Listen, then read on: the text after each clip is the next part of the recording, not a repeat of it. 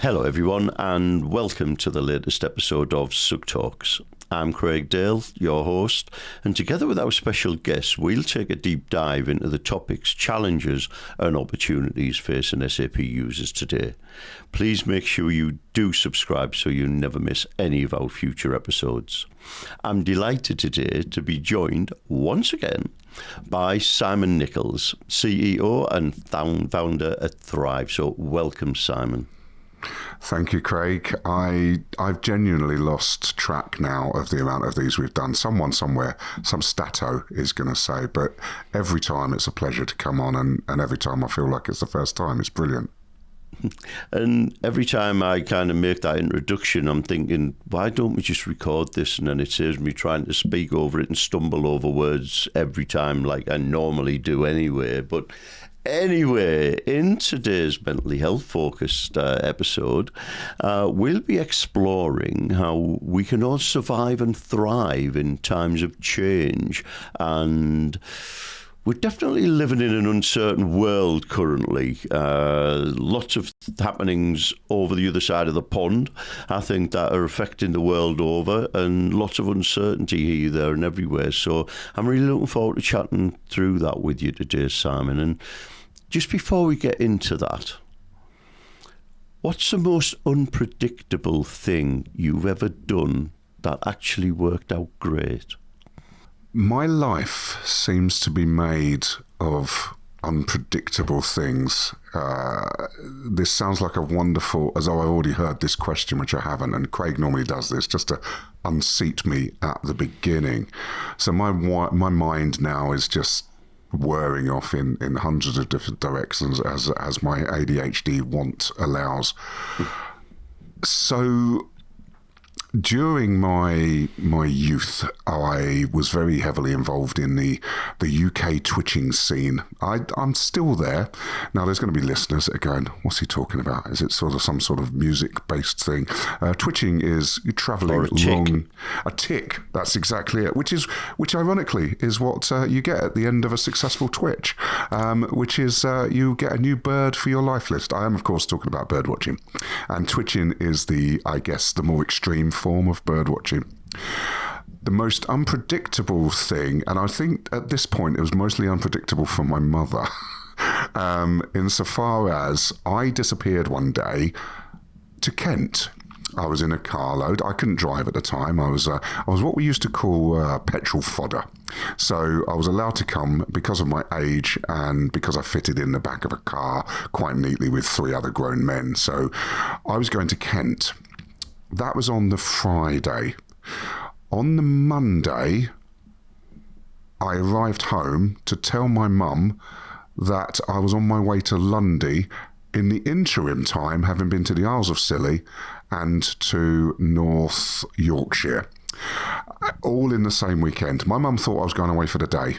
So my unpredictability, and what actually worked out really well, was not only was I able to get great spotted cuckoo, but I was also able to get blue-cheeked beater.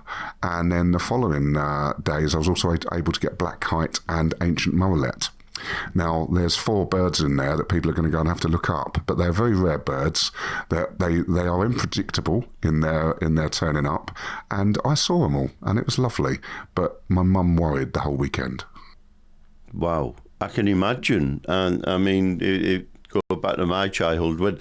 When we go back to our childhood, it's nice to know there was no mobiles. You know, you knew where your friends were because there was a pile of bikes outside somebody's house or something, and you'd go out on a morning, come back when the street lights came on or whatever, and your mother thought you were just playing in the local area, but you'd been into the next county or something on your bike with your friends. But you travelled the whole of the UK by the sound of it.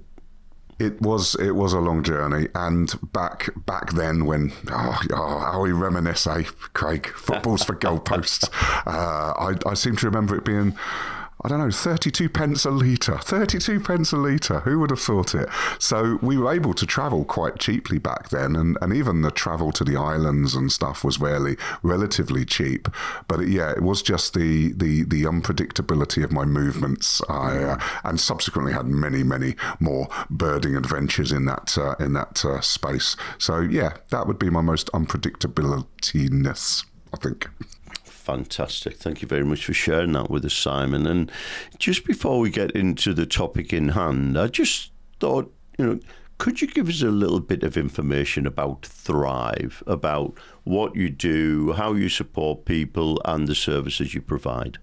I would love to, Craig. What's really interesting about Thrive is that people that probably listen to me, I actually struggle to say the word Thrive. I've got a slight speech impediment sometimes on it, so it's a fascinating term that I came up with as my company name. But Thrive, we named it to do exactly what it says on the tin. We wanted at the time to provide mental health first aid support to organisations.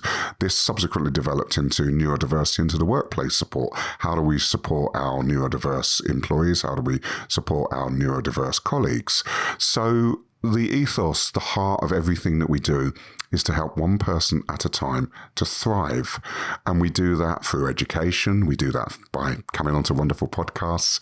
And we do that by training workplaces, organisations, schools, community centres, whoever would take our training on how to support each other in the workplace, both from a mental health perspective, but also to support our neurodiverse colleagues as well. So Thrive in a nutshell, we're here to help one person a day thrive. And where should people go for more information? The most complicated website you've ever heard of. We thought it was a great concept when we decided to put it together. And so the website is itstimetothrive.co.uk. We thought, fantastic, it's time to thrive. But we were clever. So where it says the word to, we actually put the number 2. It's time, the number 2, thrive.co.uk. I have to spell that every time I use my email address and every time someone wants the website.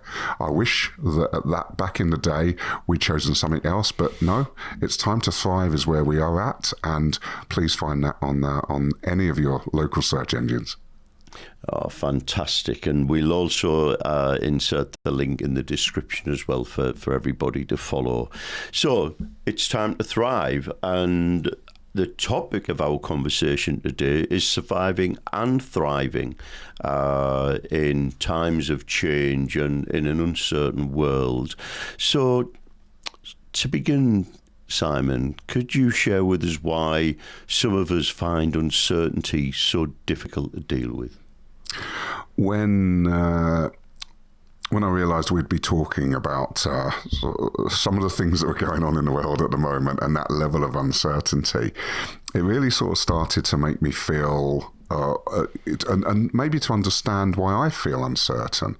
And if we think about uncertainty as a concept, as a human understanding concept, we crave information. Mostly we crave information about the future. Very much in the same way as we crave food, sex, primary rewards. We crave information about what's going on. If we have ambiguity in our lives, we actually treat that as a threat. So let's go back to our fight, flight, and freeze. Ambiguity, not knowing what's happening, invokes our fear mechanism. So when we think about the information from the future we're craving, we want to know what we're doing this weekend. We want to know when we're going on holiday. We want to know what's coming up. To have ambiguity means I'm not really sure what's going on.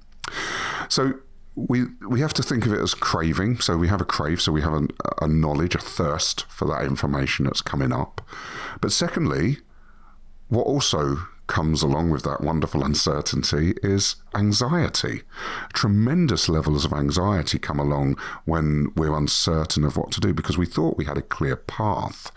Our brain is constantly updating everything about us, what's happening in the world. It's making judgments for us milliseconds every time. It's telling us what's safe, what isn't. So fundamentally, uncertainty is danger. So it literally doesn't know what's around the corner. So if it doesn't know, if it can't anticipate it, it can't keep you safe. And because if we keep having uncertainty in our life, it starts to give us a very real psychological discomfort because we genuinely have no idea what happens. And in some cases, that discomfort causes us to go to very extreme lengths to escape it, and we'll probably talk about those lengths as we go through, because we do undeniably incredible things to find out what might be round the corner, and I think that's the key thing. It's we don't know. It's fear of the unknown. Thank you. And is the modern world more uncertain than before, or is it just that we're more aware of it these days?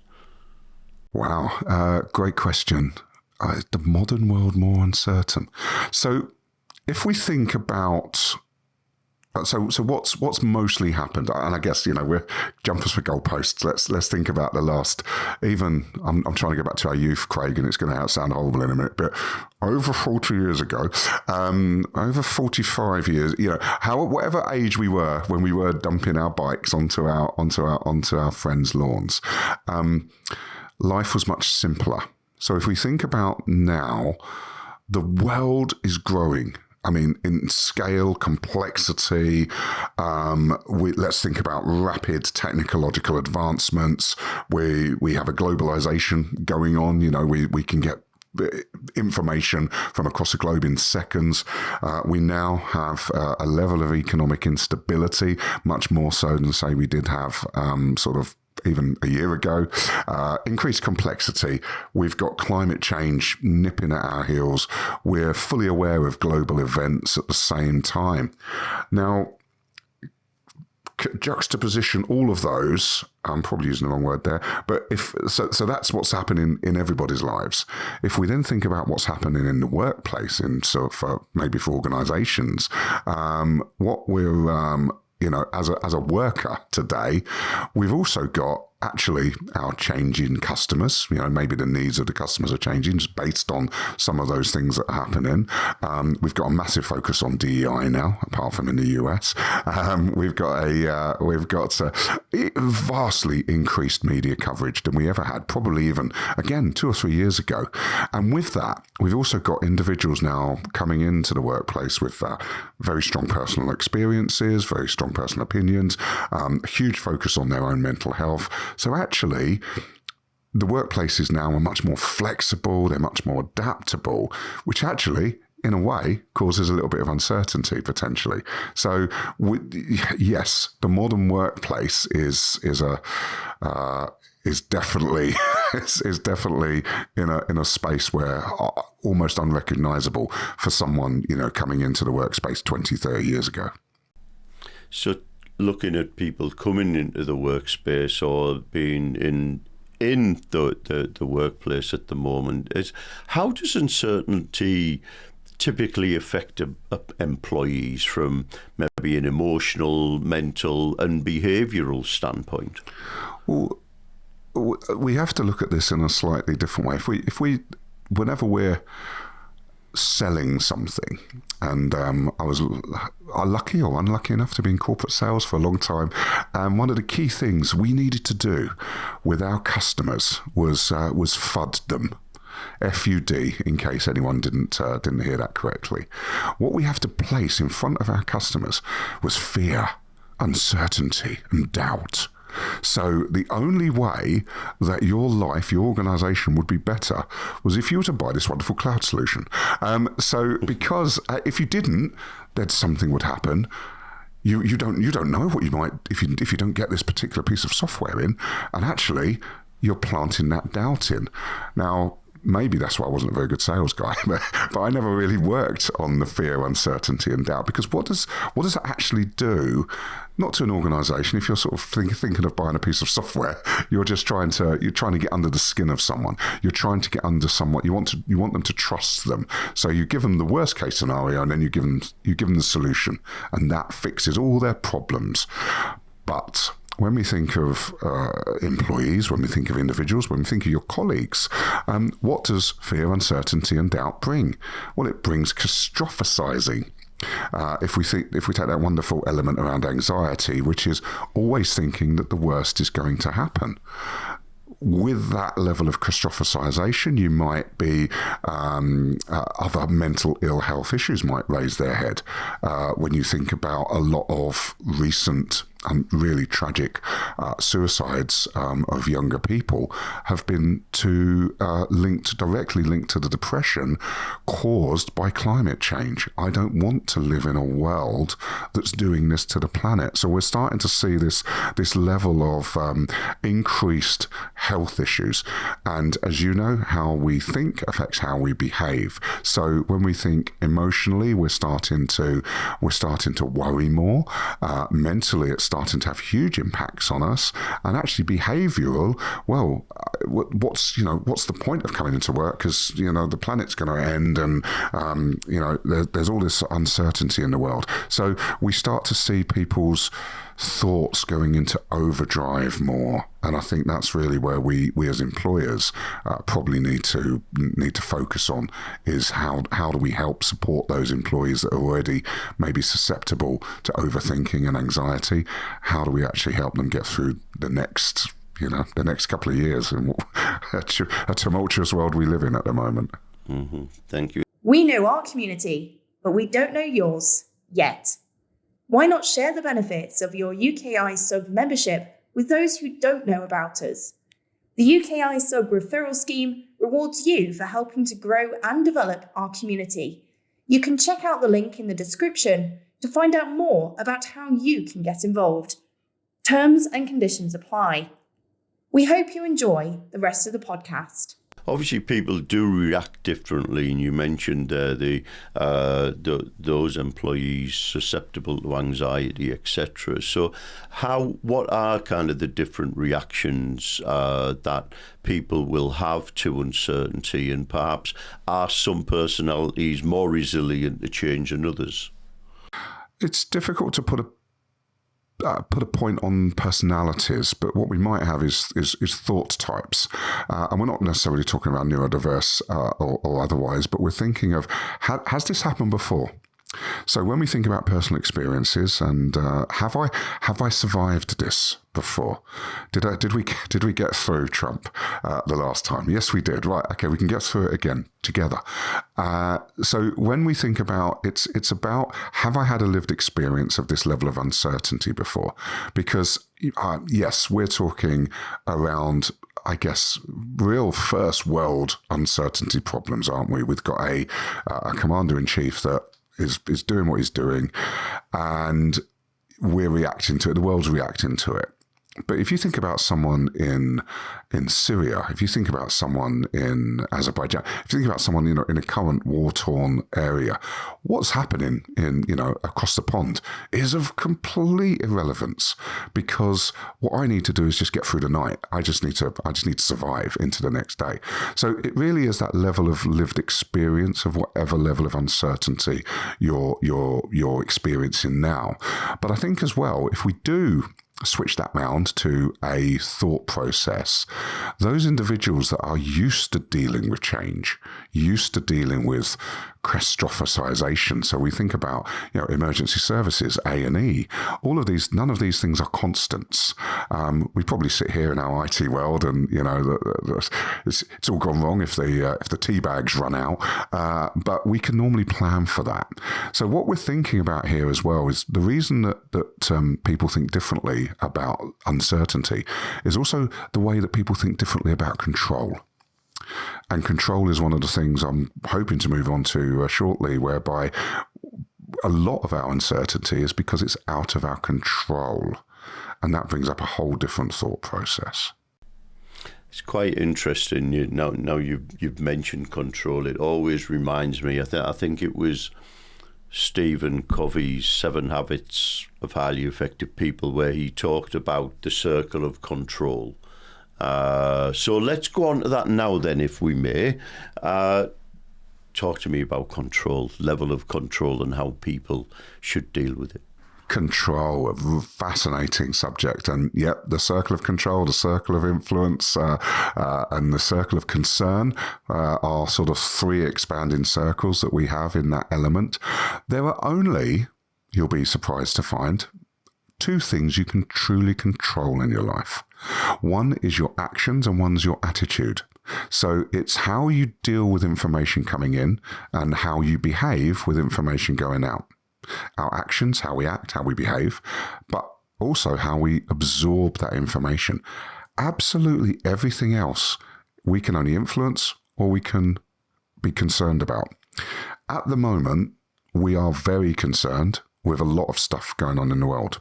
If I was to read it all out here, people would exit the podcast in droves because I've already got a lot of stuff going on, Simon. I don't need that as well. But what's going on in the US is, to varying different degrees, in everybody's circle of concern. There's something going on. There's a circle of concern. We need to be concerned about it. Now, how do I let that impact me? Well, I can't influence it. We potentially can't influence it. We haven't got votes. We're not working directly for the administration. We're not working directly in the US potentially, i.e. us here in the UK. So there's not a lot we can do about it. So if there's not a lot we can do about it, and there's not a lot I can do to influence, why am I letting it impact me? And that's where we sort of come around in control. I'm in control for the most part of my thoughts and feelings. I'm in control of what I write. I'm in control of how I speak to people.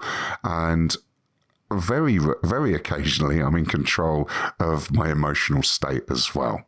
So when we think about control, we're also very often, why do some people control themselves and some people can't? Why are some people's impacted and some people aren't? Well, you have to weave into the link as well just a level of stoicism. And stoicism is a thought process, a line of philosophy that actually looks at, well, if I can't control it and I can't do anything about it, can I think about it in a different way? And I think that's really what people have to start to think about is, I can't control it, I can't influence it. It's of concern to me, but it's all-encompassing concern. So what can I do to put things in place so it doesn't concern me as much, or rather it doesn't impact me as much?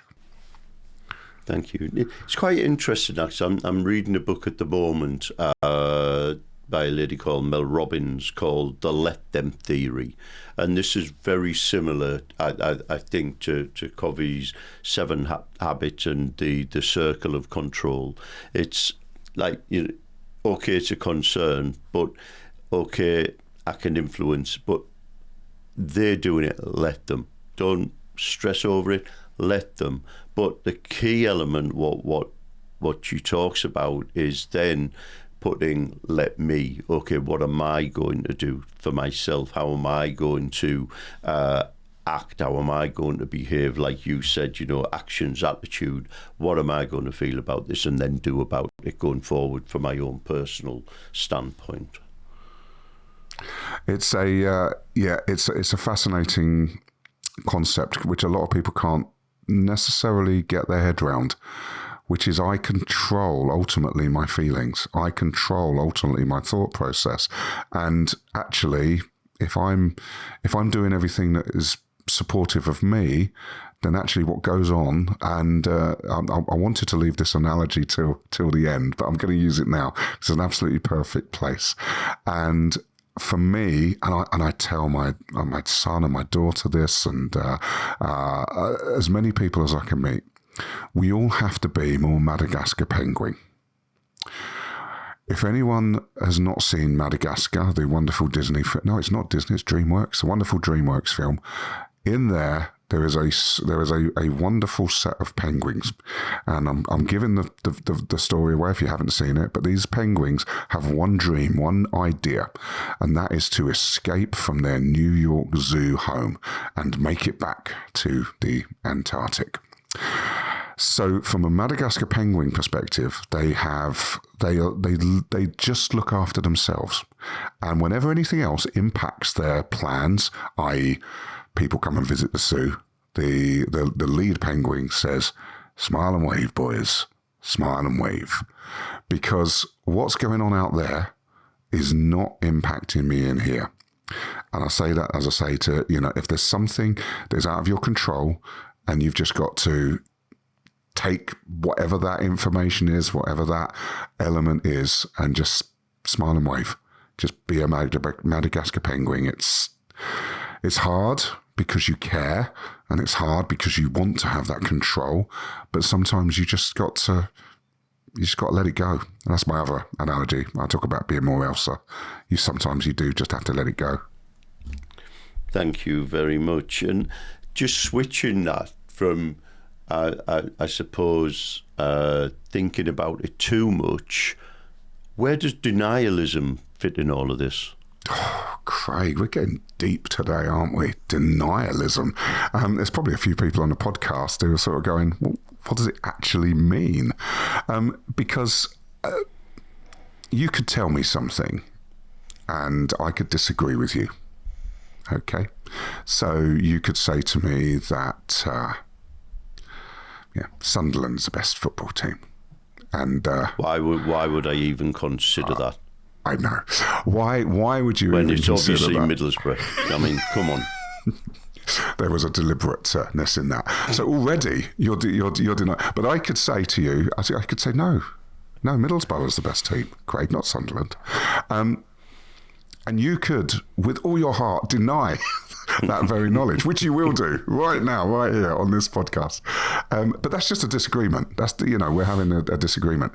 What you're saying is, no offence to people in Sunderland, of course, but actually Sunderland doesn't exist.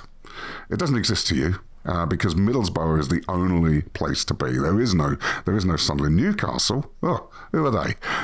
So you suddenly get this whole denialism is really whereby it's actually a systematic refusal to believe anything around a particular fact, or in many cases scientific truths.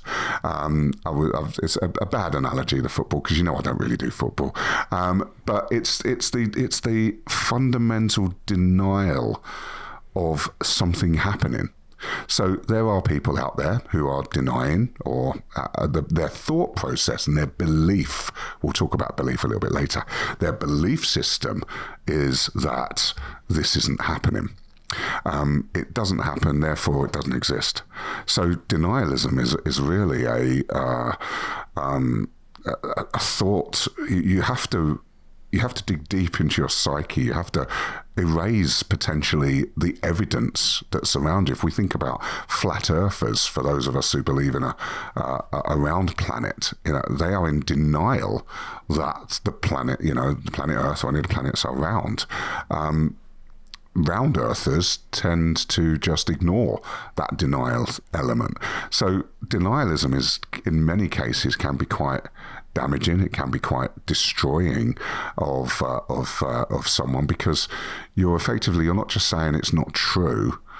You're systematically finding things to prove that it's not true. And we've seen, Holocaust deniers, we've seen climate change deniers, and we've seen, obviously, as I say, flat earthers who deny that the earth is round. So it is a fundamental belief system that's embedded deep in their psyche.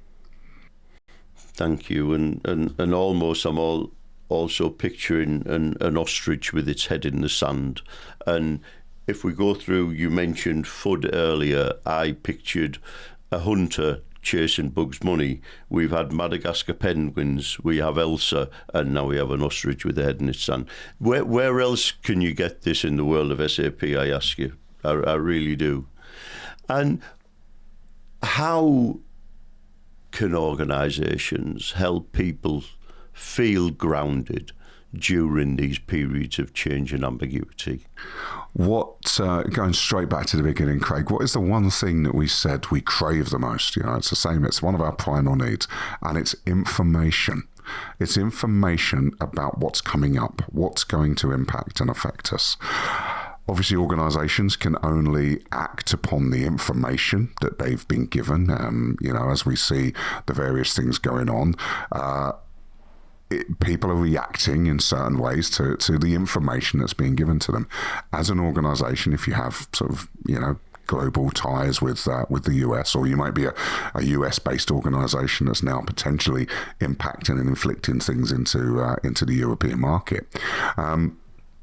The key thing that anyone can do, and potentially most locally, because you might have to be ciphering or deciphering some of the information that's coming out from the US at the moment, is giving your staff as much information as possible.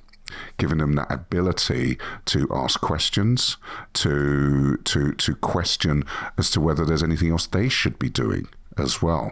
So I would say, above all else, information, access to support, access to get people in to talk about uncertainty, talk about change, talk about transition. Change and transition happens to us all the time, all day, every day. Yet we deal with it in different ways. What's happening now, though, is a systemic change and transition from a world we thought we understood into a world that we don't know what's going to happen from one day to the next. But again, I put this back to probably sort of our grandparents, during the world wars, individuals now in war-torn conflict. That uncertainty and that change and transition is possibly happening hourly and daily. But here in the UK and probably in Central Europe, it's been a long time since we've had to deal with global uncertainty on this level. Thank you. And what final piece of advice would you offer someone feeling overwhelmed by change right now? It's trying to understand your thoughts and feelings. Why are you allowing this overwhelm to happen? And it seems quite a harsh question to ask, but you might be reading every item of news, you might be subsuming every bit of information that's coming across, and every time you read another potentially disjointed piece of media that's coming out, sometimes ill-reported, your anger levels are rising because you're getting angry or scared or frightened on behalf of something that you have no control over. I would urge individuals to Google Stoicism and just think about that washing past you. Let them do it. We are not going to be able to directly influence what's going on in the world right now. Even as best as individual subscribers to reducing our own carbon footprint, it's still going to be difficult. What we need is, again, systemic change. We need vast manufacturing swathes of the modern world to change their practices. And I'm going to use one last analogy, if I may, is to understand that, in the words of Gandalf, this too shall pass. We will look back in a couple of years' time and we'll be able to fully understand maybe the ramifications of it, but hopefully still all be here thinking, actually, maybe I overthought that too much. Thank you very much. And apart from, was it that big warthog or whatever in the caverns that he would not let past? But thank you for that. I love we've gone down a Tolkien route right at the end. Simon, thank you. Thank you so much for your time, and thank you for your insights and joining us today. I really do appreciate it. Thank you. And we hope you enjoyed the conversation and found it valuable. Please make sure you do subscribe so you don't miss any of our future episodes. And until the next time, stay safe, stay well, and focus on what you can control, i.e. you.